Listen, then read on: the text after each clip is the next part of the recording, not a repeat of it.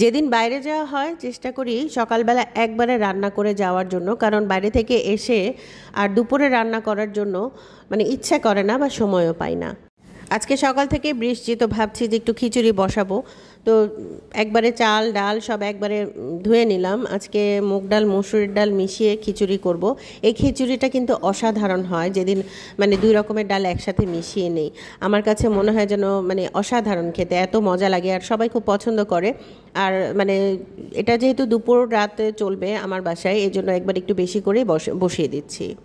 আর বাইরে থেকে এসে রান্না করাটা আমার হাতে একদমই সময় নেই, কারণ বাইরে যাচ্ছি, আস্তে আস্তে হয়তো দেরি হতেও পারে। আর যদি তাড়াতাড়ি চলে আসতেও পারি, তখন আর আমি এই যে রান্না করার মতো এনার্জি আমার আর থাকে না। আমি জানি না আপনাদের এমন হয় কিনা, গৃহিণীরা যারা আছেন তারা একটু বলবেন যে বাইরে থেকে এসে, আমি বলবো যে যারা ওই যে স্কুলে বাচ্চাদেরকে নিয়ে যান, আমার মনে হয় না যে বাইরে থেকে এসে বাচ্চাদের নিয়ে এসে রান্না করার এনার্জিটা থাকে, যার কারণে যে অনেকেই সকালবেলা রান্না করে ফেলেন বা আগের দিন রান্না করে রাখেন। এই জিনিসটা আমি করতাম যখন আমার বাচ্চারা ছোট থাকতে স্কুলে যেত।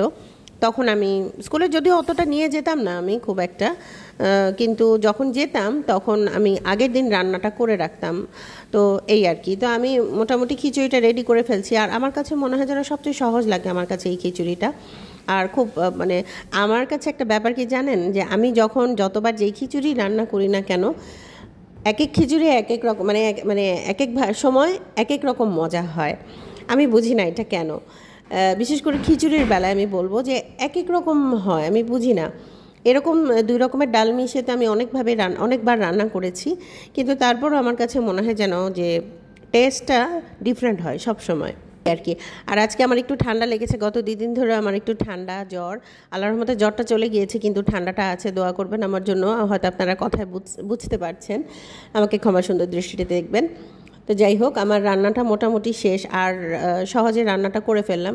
তো যেটা বলছিলাম যে স্কুলে যাওয়ার সময় অনেকে গৃহিণীরা যেটা করেন যে এরকম রান্না আগে থেকে করে তারপরে স্কুলে যাওয়া আসা করেন। আমার কাছে মনে যেন এই জীবনটা অনেক কষ্টের। বাচ্চাদেরকে স্কুলে আনা নেওয়া করা, ঘর সংসার দেখা, রান্না বান্না করা, আমার কাছে মনে যেন এর চাইতে চাকরি করা ভালো।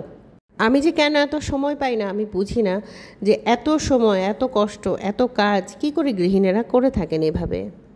আসলে আমি এগুলো মনে করি দেখি আমার কাছে এরকম মনে হয়, আসলে কিন্তু ব্যাপারটা তা না। যে অন্যরা যদি এত কাজ করতে পারে, বাইরে সামলাতে পারে, আমি কেন ঘরে বসে পারবো না। তো আমি মোটামুটি শেষ ডিম ভাজি করেছি আর আচার। সকালবেলা বৃষ্টি পড়ে আমরা এখনই বাইরে চলে যাব। তো আশা করি আপনাদের কাছে ভিডিওটি ভালো লেগেছে। ভালো লাগলে কমেন্ট করে জানাবেন। তো এই তো আমার খাওয়া দাওয়া শেষ, এখন বাইরে চলে যাচ্ছি। আস্তে আস্তে আজকে দেরি হবে, আমাদের জন্য দোয়া করবেন। আর এই যে ফুলের ছবি তোলা হচ্ছে। তো সবাই ভালো থাকবেন, সুস্থ থাকবেন। আল্লাহ হাফেজ, আসসালামু আলাইকুম।